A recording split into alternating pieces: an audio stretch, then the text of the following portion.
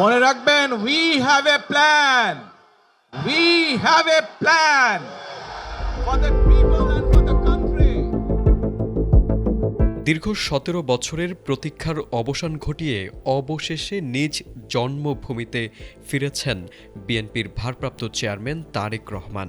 এই ফেরা শুধু একজন নেতার দেশে ফেরা নয়, এ যেন একটি রাজনৈতিক অধ্যায়ের নতুন সূচনা।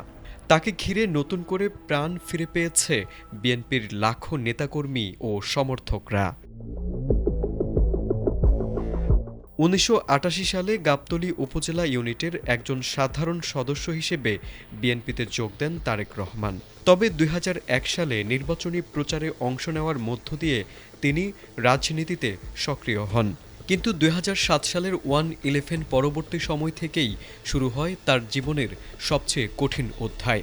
নির্যাতন, কারাবরণ আর অসুস্থতার মধ্যে তিনি দেশ ছাড়লেও দেশের রাজনীতি ছাড়েননি। লন্ডনে থেকেও দলের হাল ধরেছেন শক্ত হাতে। আর ২০১৮ সালে বেগম খালেদা জিয়া কারাবন্দী হওয়ার পর থেকে তিনি ভারপ্রাপ্ত চেয়ারম্যান হিসেবে নেতৃত্ব দিয়ে যাচ্ছেন গণতন্ত্র পুনরুদ্ধারের আন্দোলনে।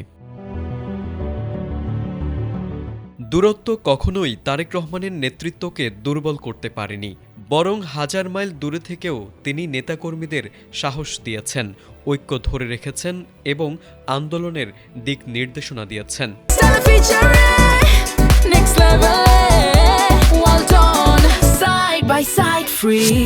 মূলধারার গণমাধ্যমে নিষেধাজ্ঞা আর সামাজিক যোগাযোগ মাধ্যমে কড়াকড়ির মধ্যেও তিনি বিকল্প পথে মানুষের কাছে পৌঁছেছেন।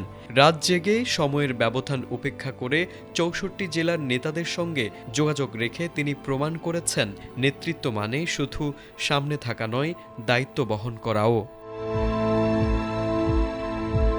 শুধু আন্দোলন নয়, ভবিষ্যৎ রাষ্ট্র গঠন নিয়েও তারেক রহমান নিজেকে আলাদা করে তুলেছেন। ২০২২ ও ২০২৩ সালে ঘোষিত ২৭ দফা ও ৩১ দফা সংস্কার প্রস্তাবের মাধ্যমে তিনি একটি আধুনিক গণতান্ত্রিক ও মানবিক রাষ্ট্রের রূপরেখা তুলে ধরেন। শহীদ রাষ্ট্রপতি জিয়াউর রহমানের ১৯ দফা এবং খালেদা জিয়ার ভিশন ২০৩০-এর ধারাবাহিকতায় এই পরিকল্পনাকে বিএনপি ঘোষণা করেছে দেশ গড়ার পরিকল্পনা হিসেবে।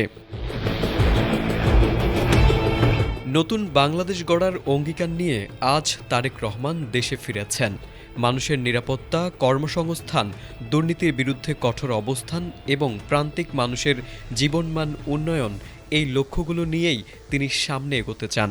দীর্ঘ ১৭ বছরে উন্নত বিশ্ব কাছ থেকে দেখা অভিজ্ঞতা তিনি কাজে লাগাতে চান দেশের গণতন্ত্র ও উন্নয়নে। আসন্ন সংসদ নির্বাচনে তারেক রহমান বগুড়া ৬ আসন থেকে নির্বাচনে অংশ নেবেন। এছাড়া ঢাকা ১৭ আসনে তার নির্বাচন করা নিয়ে আলোচনা চলছে। নির্বাচনে জয়লাভ করে বিএনপি সরকার গঠন করলে তারেক রহমানই মূল কাণ্ডারি হবেন বলে মনে করছেন দলটির নেতাকর্মীরা। তারেক আজিজ, এটিএন বাংলা।